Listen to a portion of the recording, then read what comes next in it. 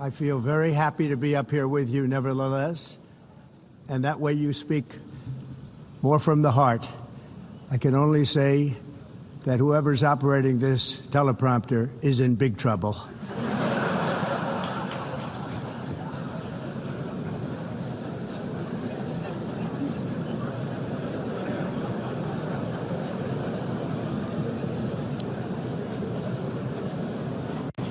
Hello, Madam First Lady. Thank you very much for being here. And Madam President, Mr. Secretary General, First Lady of the United States, distinguished delegates, ambassadors, and world leaders. 6 years have passed since I last stood in this grand hall and addressed a world that was prosperous and at peace in my first term. Since that day, the guns of war have shattered the peace I forged on 2 continents. An era of calm and stability gave way to one of the great crises of our time. And here in the United States, 4 years of weakness, lawlessness, and radicalism under the last administration delivered our nation into a repeated set of disasters. 1 year ago, our country was in deep trouble, but today, just 8 months into my administration, we are the hottest country anywhere in the world, and there is no other country even close. America is blessed with the strongest economy, the strongest borders, the strongest military, the strongest friendships, and the strongest spirit of any nation on the face of the earth. This is indeed the golden age of America. We are rapidly reversing the economic calamity we inherited from the previous administration, including ruinous price increases and record-setting inflation like we've never had before. Under my leadership, energy costs are down, gasoline prices are down, grocery prices are down, mortgage rates are down, and inflation has been defeated. The only thing that's up is the stock market, which just hit a record high. In fact, it hit a record high 48 times in the last short period of time. Growth is surging, manufacturing is booming. The stock market, as I said, is doing better than it's ever done. And all of you in this room benefit by that. Almost everybody. And importantly, workers' wages are rising at the fastest pace in more than 60 years. And that's what it's all about, isn't it? In 4 years of President Biden, we had less than $1 trillion of new investment into the United States. In just 8 months since I took office, we have secured commitments and money already paid for $17 trillion. Think of it, 4 years, less than $1 trillion, 8 months, much more than $17 trillion is being invested in the United States, and it's now pouring in from all parts of the world. We've implemented the largest tax cuts in American history and the largest regulation cuts in American history, making this once and again the best country on earth to do business. And many of the people in this room are investing in America, and it's turned out to be an awfully good investment during this 8-month period. In my first term, I built the greatest economy in the history of the world. We had the best economy ever, history of the world. And I'm doing the same thing again, but this time it's actually much bigger and even better. The numbers far surpass my record-setting first term. On our southern border, we have successfully repelled a colossal invasion. And for the last 4 months, and that's 4 months in a row, the number of illegal aliens admitted and entering our country has been 0. Hard to believe, because if you look back just a year ago, it was millions and millions of people pouring in from all over the world, from prisons, from mental institutions, drug dealers. All over the world they came.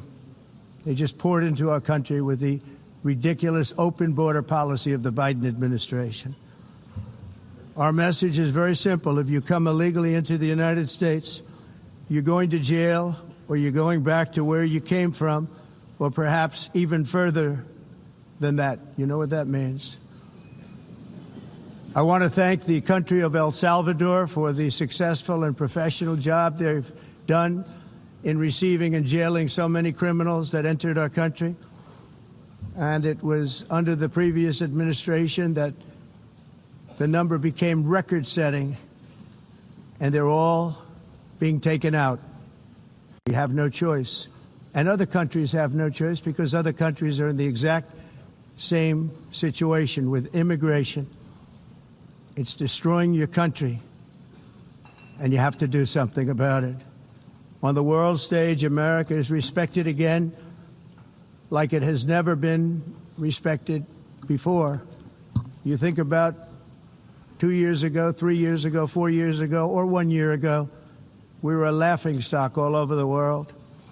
At the NATO summit in June, virtually all NATO members formally committed to increase defense spending at my request from 2% to 5% of GDP, making our alliance far stronger and more powerful than it was ever before. In May, I traveled to the Middle East to visit my friends and rebuild our partnerships in the Gulf, and those valued relationships with Saudi Arabia, Qatar, and the UAE and other countries are now, I believe, closer than ever before. My administration has negotiated one historic trade deal after another, including with the United Kingdom, the European Union, Japan, South Korea, Vietnam, Indonesia, the Philippines, Malaysia, and many, many others. Likewise, in a period of just 7 months, I have ended 7 unendable wars. They said they were unendable. You're never going to get them solved. Some were going for 31 years, 2 of them, 31, think of it, 31 years. One was 36 years. One was 28 years. I ended 7 wars. And in all cases, they were raging with countless thousands of people being killed. This includes Cambodia and Thailand, Kosovo and Serbia, the Congo and Rwanda, a vicious, violent war that was, Pakistan and India, Israel and Iran, Egypt and Ethiopia, and Armenia and Azerbaijan. It included all of them. No president or prime minister, and for that matter, no other country has ever done anything close to that. And I did it in just 7 months. It's never happened before. There's never been anything like that. I'm very honored to have done it. It's too bad that I had to do these things instead of the United Nations doing them. And sadly, in all cases, the United Nations did not even try to help in any of them. I ended 7 wars, dealt with the leaders of each and every one of these countries, and never even received a phone call from the United Nations offering to help in finalizing the deal. All I got from the United Nations was an escalator that on the way up stopped right in the middle. If the First Lady wasn't in great shape, she would have fallen. But she's in great shape. We're both in good shape. We both stood. And then a teleprompter that didn't work. These are the 2 things I got from the United Nations, a bad escalator and a bad teleprompter. Thank you very much. And by the way, it's working now. It just went on. Thank you. I think I should just do it the other way. It's easier. Thank you very much. I didn't think of it at the time because I was too busy working to save millions of lives. That is the saving and stopping of these wars. But later I realized that the United Nations wasn't there for us. They weren't there. I thought of it really after the fact, not during these negotiations, which were not easy. That being the case, what is the purpose of the United Nations? The UN has such tremendous potential. I've always said it. It has such tremendous, tremendous potential, but it's not even coming close to living up to that potential. For the most part, at least for now, all they seem to do is write a really strongly worded letter and then never follow that letter up. It's empty words, and empty words don't solve war. The only thing that solves war and wars is action. Now, after ending all of these wars and also earlier negotiating the Abraham Accords, which is a very big thing for which our country received no credit, never receives credit, everyone says that I should get the Nobel Peace Prize for each one of these achievements. But for me, the real prize will be the sons and daughters who live to grow up with their mothers and fathers, because millions of people are no longer being killed in endless and unglorious wars. What I care about is not winning prizes, it's saving lives. We saved millions and millions of lives with the 7 wars. And we have others that we're working on, and you know that. Many years ago, a very successful real estate developer in New York, known as Donald J. Trump, I bid on the renovation and rebuilding of this very United Nations complex. I remember it so well. I said at the time that I would do it for $500 million, rebuilding everything. It would be beautiful. I used to talk about, I'm going to give you marble floors. They're going to give you terrazzo. I'm going to give you the best of everything. You're going to have mahogany walls. They're going to give you plastic. But they decided to go in another direction, which was much more expensive at the time, and which actually produced a far inferior product. And I realized that they did not know what they were doing when it came to construction, and that their building concepts were so wrong, and the product that they were proposing to build was so bad and so costly. It was going to cost them a fortune. And I said, and wait till you see the overruns. Well, I turned out to be right. They had massive cost overruns and spent between $2 and $4 billion on the building and did not even get the marble floors that I promised them. You walk on terrazzo. Do you notice that? As far as I'm concerned, frankly, looking at the building and getting stuck on the escalator, they still haven't finished the job. They still haven't finished. That was years ago. The project was so corrupt that Congress actually asked me to testify before them on the tremendous waste of money, because it turned out that they had no idea what it was, but they knew it was anywhere between $2 and $4 billion as opposed to $500 million with a guarantee. But they had no idea, and I said it cost much more than $5 billion. Unfortunately, many things in the United Nations are happening just like that, but on an even much bigger scale, much, much bigger. Very sad to see.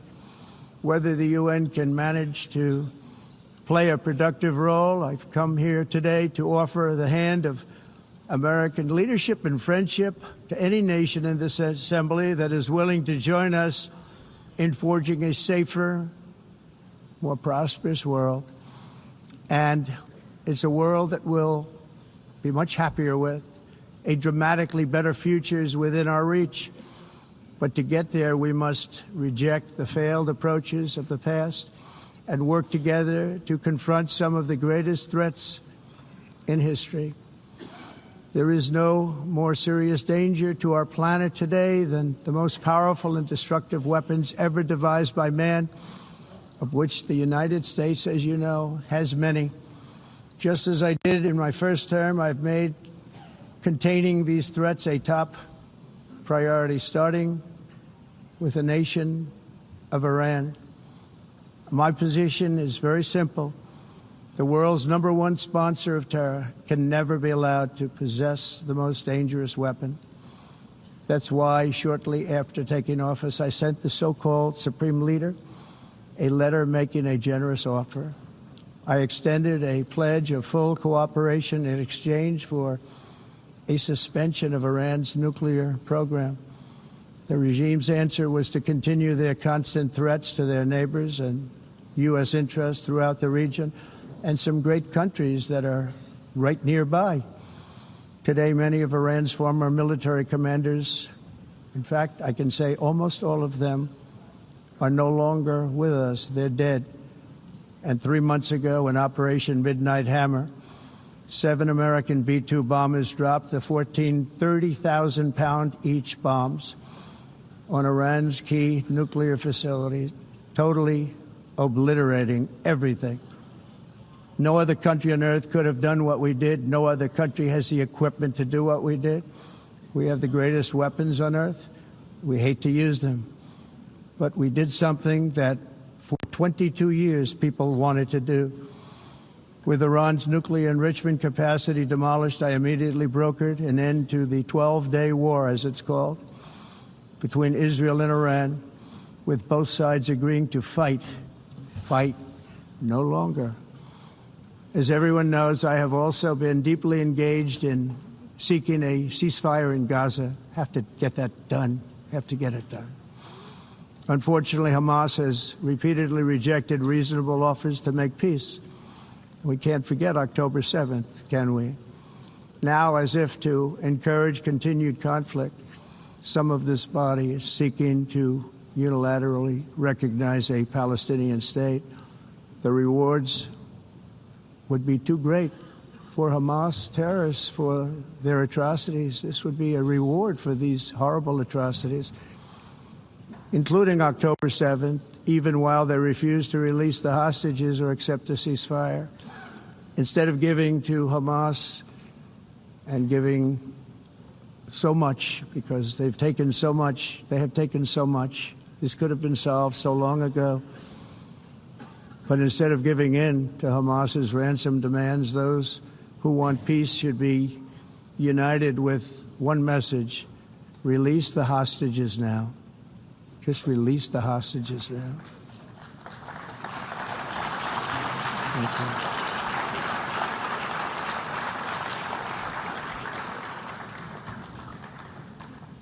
Thank you. As we have got to come together, and we will come together, got to get it done. We have to stop the war in Gaza immediately. We have to stop it. We have to get it done. We have to negotiate, immediately have to negotiate peace. We got to get the hostages back. We want all 20 back. We don't want 2 and 4. As you know, I got, along with Steve Witkoff and others that helped us, Marco Rubio, we got most of them back. We were involved in all of them. But I always said the last 20 are going to be the hardest, and that's exactly what happened. We have to get them back now. We don't want to get back 2, and then another 2, and then 1, and then 3, have this process. No, we want them all back, and we want the actually 38 dead bodies back, too. Those parents came to me, and they want them back, and they want them back very quickly and very badly, as though they were alive. They want them. They want them every bit as much as if their son or daughter were alive. I've also been working relentlessly, stopping the killing in Ukraine. I thought that would be, of the 7 wars that I stopped, I thought that would be the easiest because of my relationship with President Putin, which had always been a good one. I thought that was going to be the easiest one. But, you know, in war, you never know what's going to happen. There are always lots of surprises, both good and bad.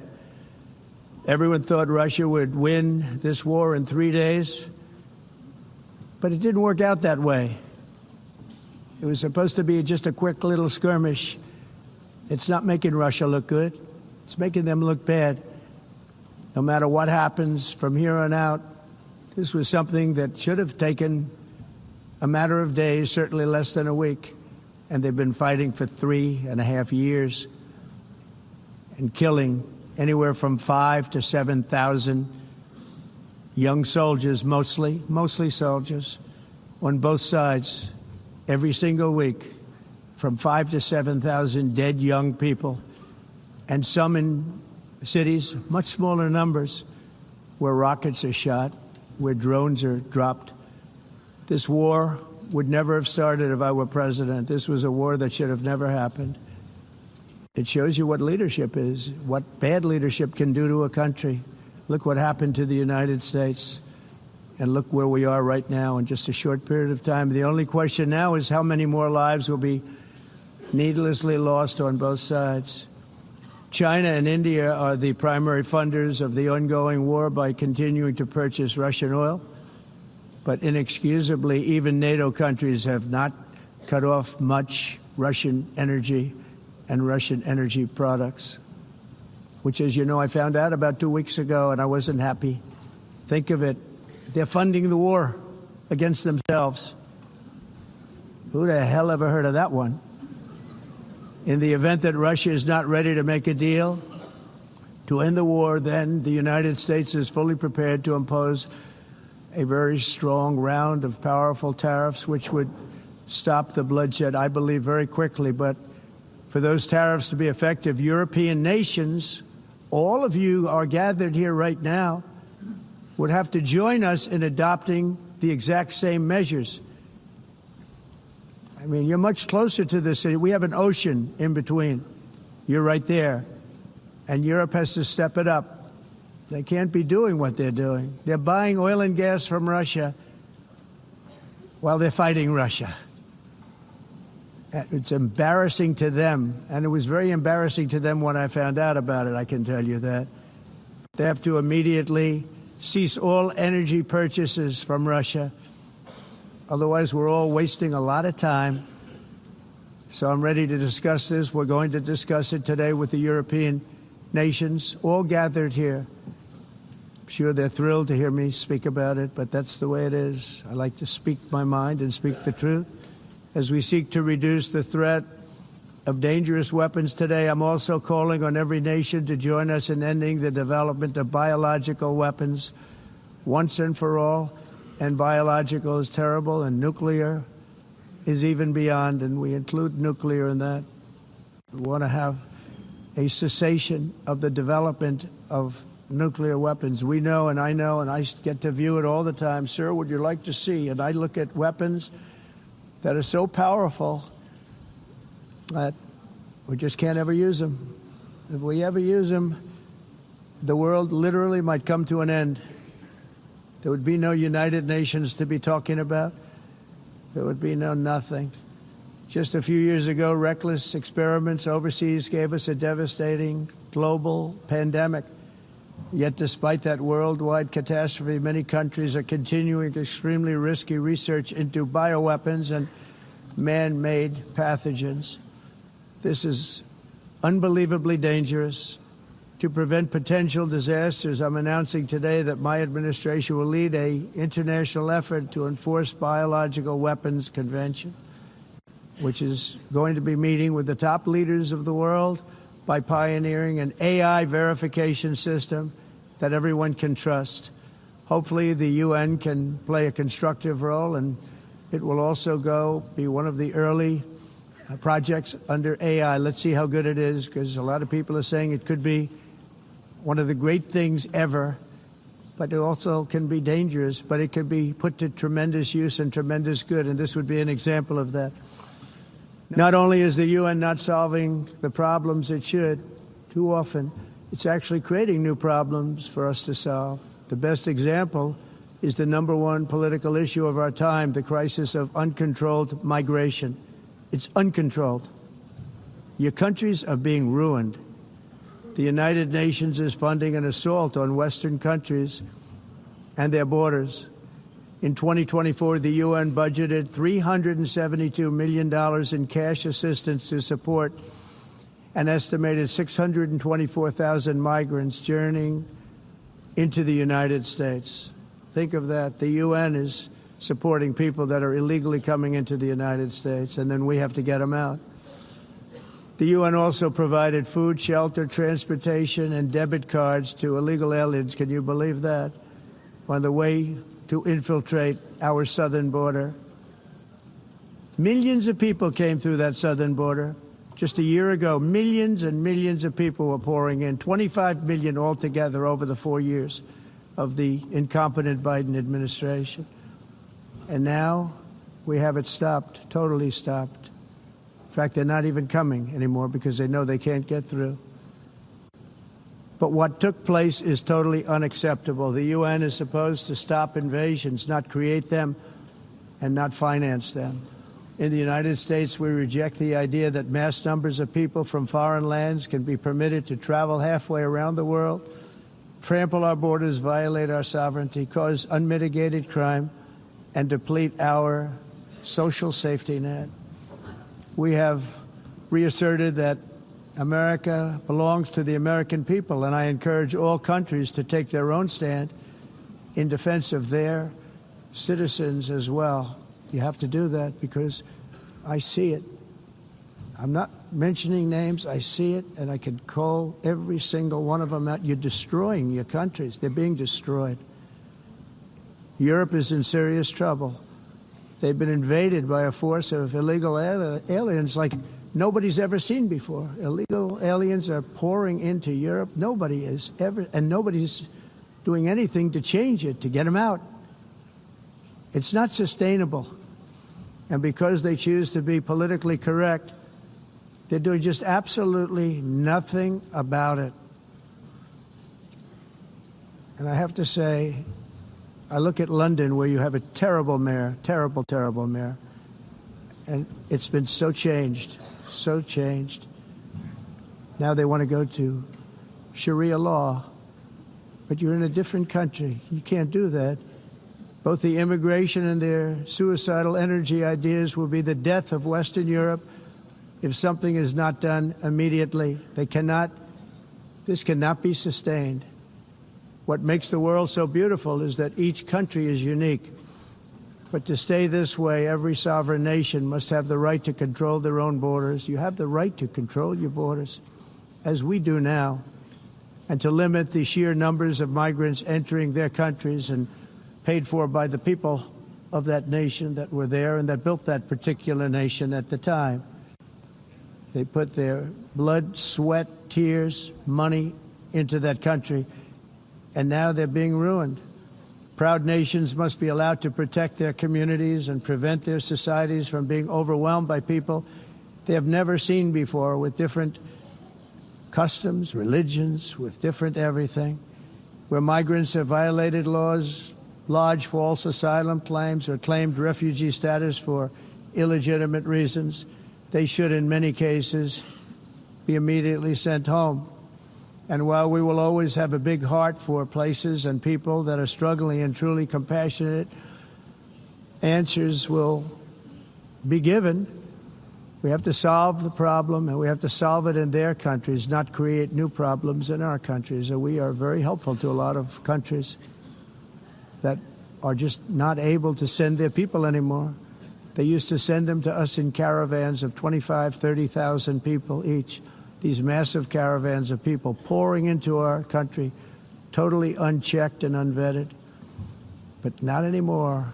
According to the Council of Europe, in 2024, almost 50% of inmates in German prisons were foreign nationals or migrants. In Austria, the number was 53% of the people in prisons were from places that weren't from where they are now.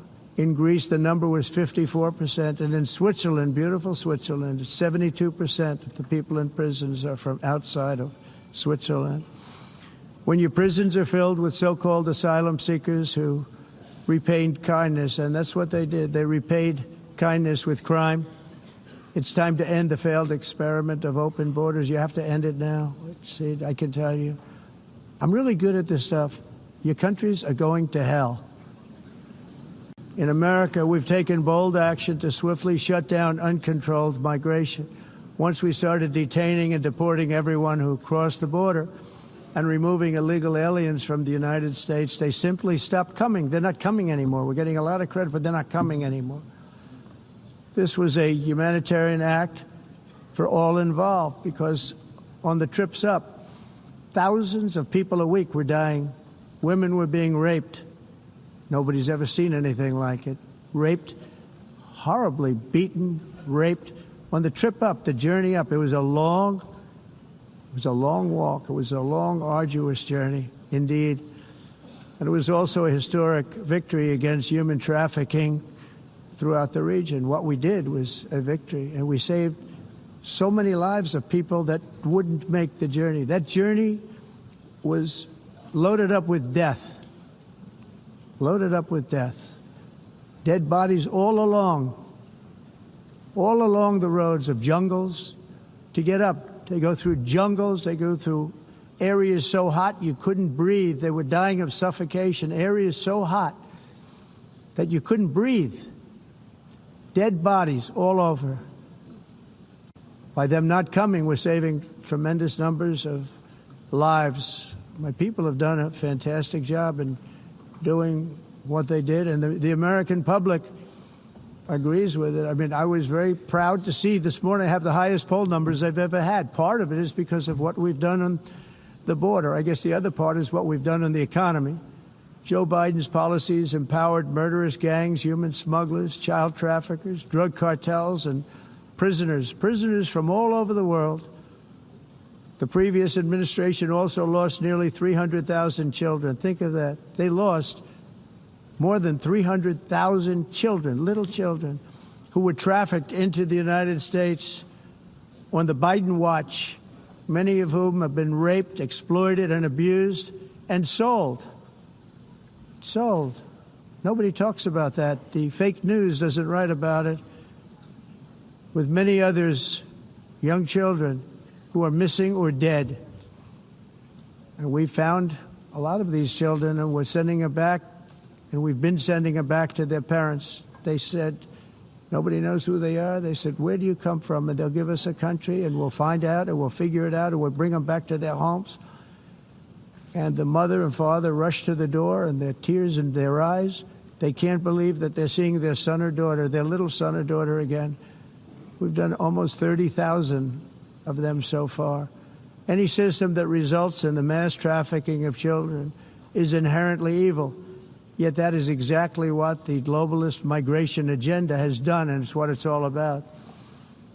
In America, those days, as you know, are over. The Trump administration is working, and we are continuing to work to track down the villains that are causing this problem, and also, as I said, to get back the 30,000 we've already returned. Now I think we're going to have another. We're going to find a lot. You're not going to find all of them. 300, more than 300,000. They're lost or they're dead. They're lost or they're dead because of the animals that did this.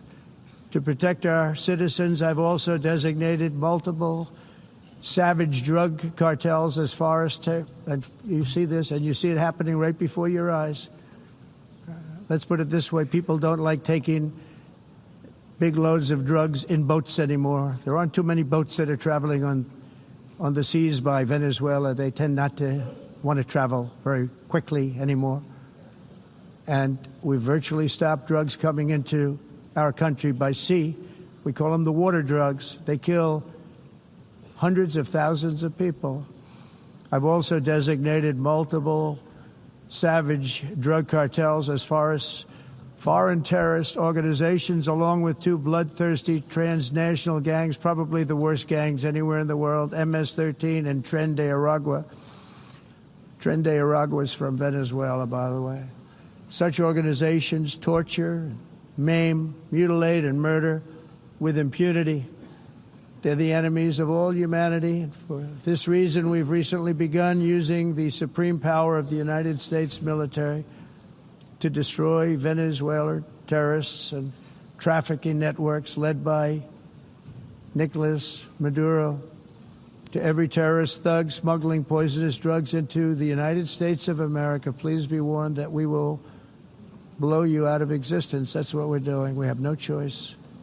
Can't let it happen. They're destroying. I believe we lost 300,000 people last year to drugs, 300,000. Fentanyl and other drugs.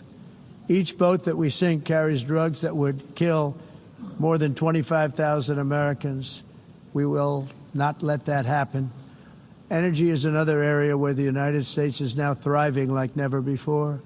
We're getting rid of the falsely named renewables. By the way, they're a joke. They don't work. They're too expensive. They're not strong enough to fire up the plants that you need to make your country great. The wind doesn't blow. Those big windmills are so pathetic and so bad, so expensive to operate. Then they have to be rebuilt all the time, and they start to rust and rot. Most expensive energy ever conceived, and it's actually energy. You're supposed to make money with energy, not lose money. You lose money, the governments have to subsidize. You can't put them out without massive subsidies. And most of them are built in China, and I give China a lot of credit. They build them, but they have very few wind farms. So why is it that they build them and they send them all over the world, but they barely use them? You know what they use? Coal. They use gas. They use almost anything, but they don't like wind. But they sure as hell like selling the windmills. Europe, on the other hand, has a long way to go, with many countries being on the brink of destruction because of the green energy agenda. And I give a lot of credit to Germany. Germany was being led down a very sick path, both on immigration, by the way, and on energy. They were going green, and they were going bankrupt. And the new leadership came in, and they went back to where they were, with fossil fuel and with nuclear, which is good. It's now safe, and you can do it properly. But they went back to where they were, and they opened up a lot of different plants, energy-producing plants, and they're doing well. I give Germany a lot of credit for that. They've said this is a disaster, what's happening. They were going all green. All green is all bankrupt. That's what it represents. And it's not politically correct. I'll be very badly criticized for saying it, but I'm here to tell the truth. I don't care. It doesn't matter to me. I'm in New York City. I'm feeling a lot safer. Crime, we're getting crime down. And by the way, speaking of crime, Washington, D.C. Washington, D.C. was the crime capital of America. Now it's after 12 days, it's a totally safe city. Everyone's going out to dinner. They're going out to restaurants. Your wife can walk down the middle of the street with or without you. Nothing's going to happen.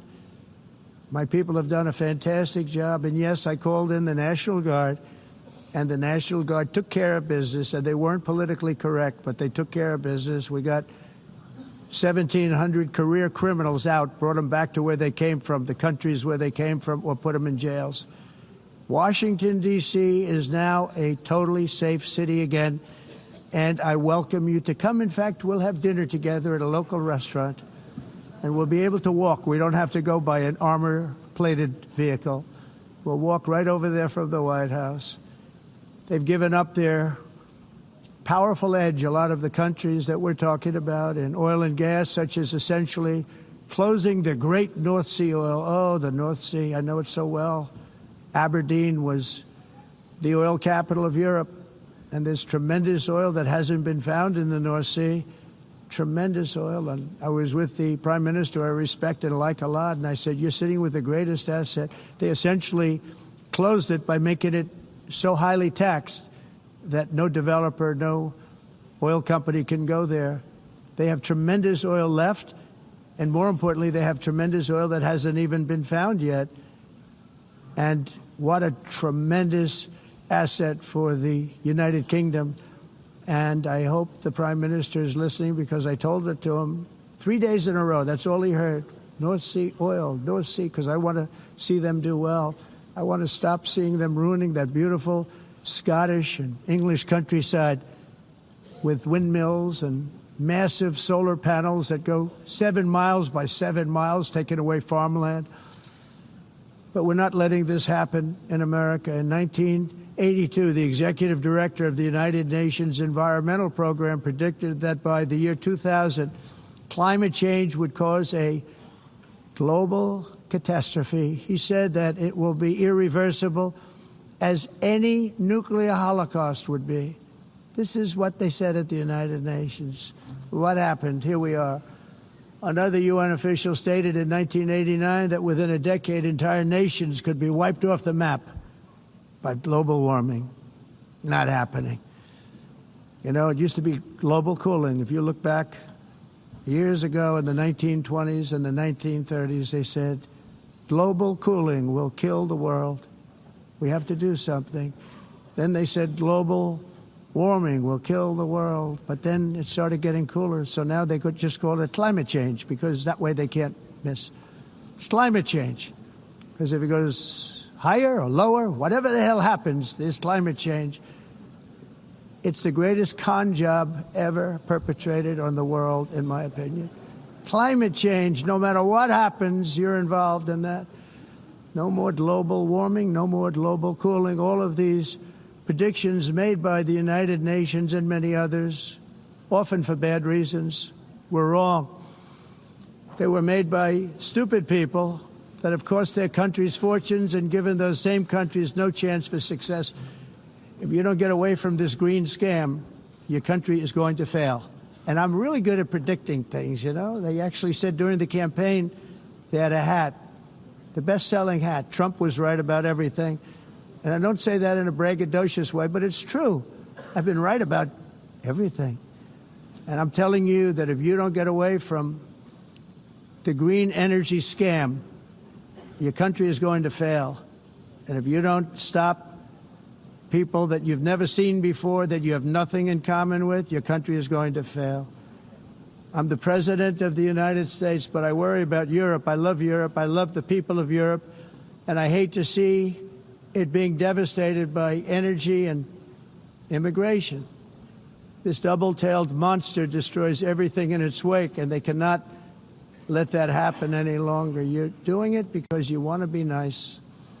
You want to be politically correct, and you're destroying your heritage.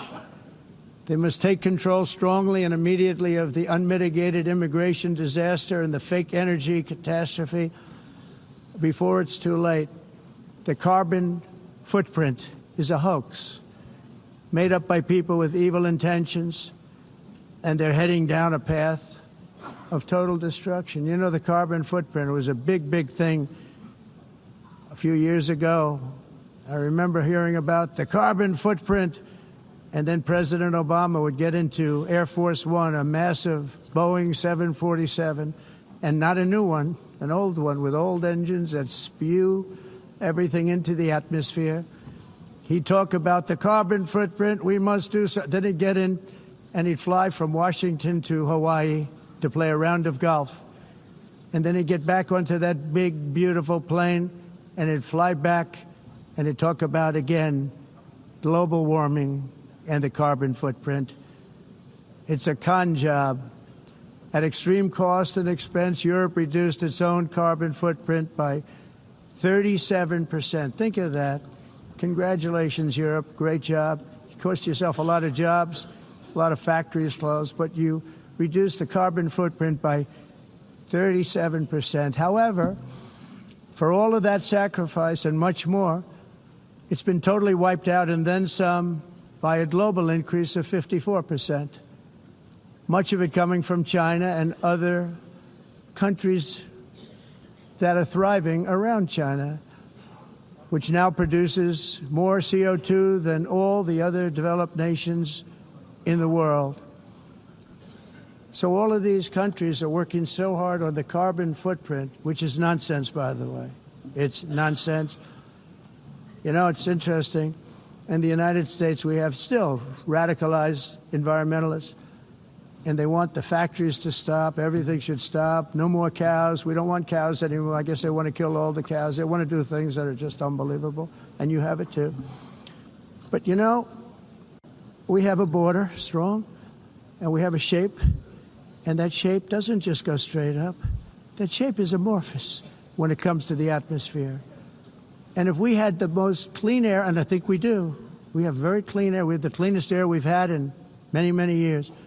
But the problem is that other countries, like China, which has air that's a little bit rough, it blows. And no matter what you're doing down here, the air up here tends to get very dirty because it comes in from other countries where their air isn't so clean. And the environmentalists refuse to acknowledge that. Same thing with garbage. In Asia, they dump much of their garbage right into the ocean. And over about a 1 week and 2 week journey, it flows right past Los Angeles. You've seen it. Massive amounts of garbage, almost too much to do anything about, flowing past Los Angeles, past San Francisco.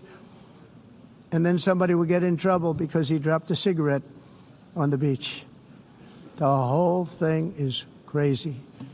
The primary effect of these brutal green energy policies has not been to help the environment, but to redistribute manufacturing and industrial activity from developed countries that follow the insane rules that are put down to polluting countries that break the rules and are making a fortune. They're making a fortune. European electricity bills are now 4 to 5 times more expensive than those in China and 2 to 3 times higher than the United States. And our bills are coming way down. You probably see that our gasoline prices are way down. You know, we have an expression, drill, baby, drill, and that's what we're doing. We're going to be much lower in a year from now. But they've come way down over the last year. As a result, every air conditioner is like very uncommon to see one in some of these countries because the electric costs are so high.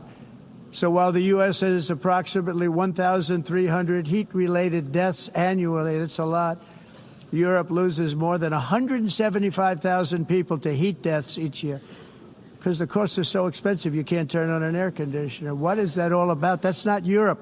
That's not the Europe that I love and know. All in the name of pretending to stop the global warming hoax. The entire globalist concept of asking successful industrialized nations to inflict pain on themselves and radically disrupt their entire societies must be rejected completely and totally, and it must be immediate. That's why in America I withdrew from the fake Paris Climate Accord, where, by the way, America was paying so much more than every country. Others weren't paying. China didn't have to pay until 2030. Russia was given an old standard that was easy to meet, a 1990 standard. But for the United States, we're supposed to pay like $1 trillion. And I said, this is another scam. The fact is, the United States has been taken advantage of by the world for many, many years, but not any longer, as you probably noticed. I unleashed massive energy production and signed historic executive orders to hunt for oil, but we don't have to do much hunting because we have the most oil of any nation anywhere, oil and gas in the world. And if you add coal, we have the most of any nation in the world. Clean, I call it clean, beautiful coal. You can do things today with coal that you couldn't have done 10 years ago, 15 years. So I have a little standing order in the White House. Never use the word coal, only use the words clean, beautiful coal. Sounds much better, doesn't it? But we stand ready to provide any country with abundant, affordable energy supplies if you need them, when most of you do. We're proudly exporting energy all over the world. We're now the largest exporter. In the United States, we want trade and robust commerce with all nations, everybody. We want to help nations. We're going to help nations. But it must also be fair and reciprocal. The challenge with trade is much the same with climate. The countries that followed the rules, and all their factories have been plundered. It's really sad to watch. They've been broken.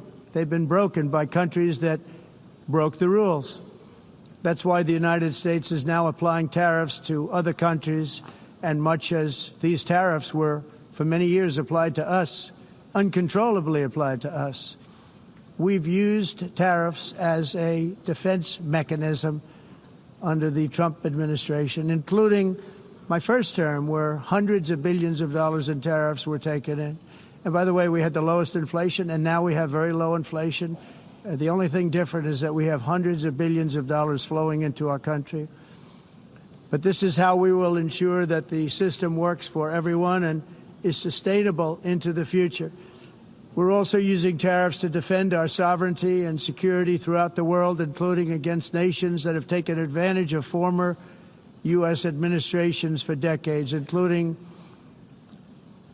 the most corrupt, incompetent administration in history, the sleepy Joe Biden administration. Brazil now faces major tariffs in response to its unprecedented efforts to interfere in the rights and freedoms of our American citizens and others, with censorship, repression, weaponization, judicial corruption, and targeting of political critics in the United States. I have a little problem saying this because I must tell you, I was walking in and the leader of Brazil was walking out. We saw him, and I saw him, he saw me, and we embraced.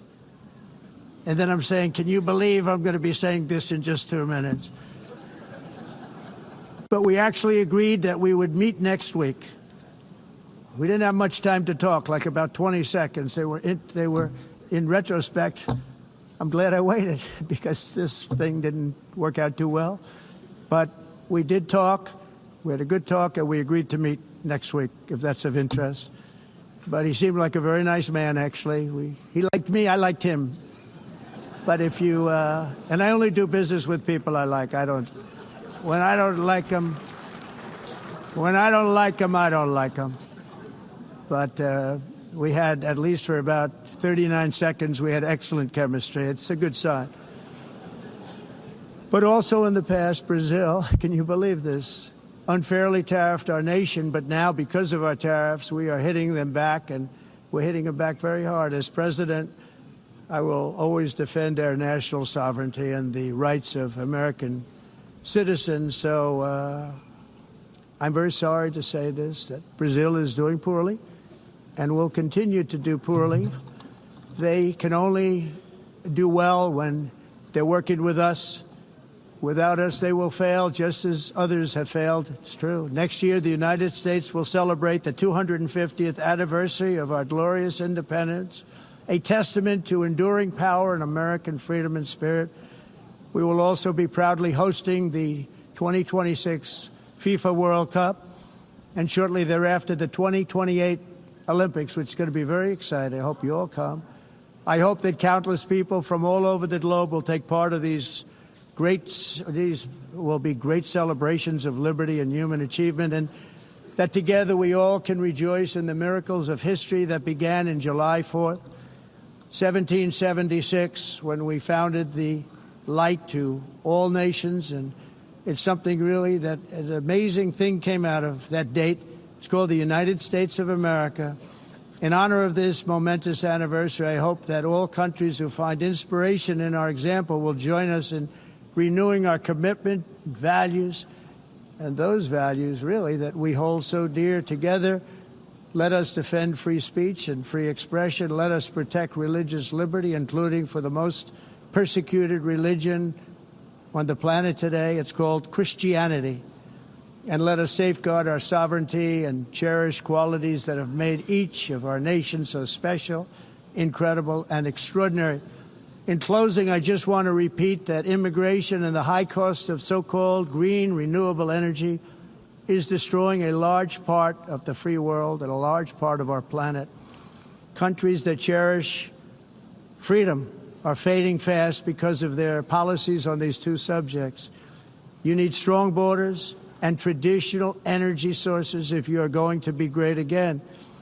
Whether you have come from north or south, east or west, near or far, every leader in this beautiful hall today represents a rich culture, a noble history, and a proud heritage that makes each nation majestic and unique, unlike anything else in human history or any other place on the face of the earth.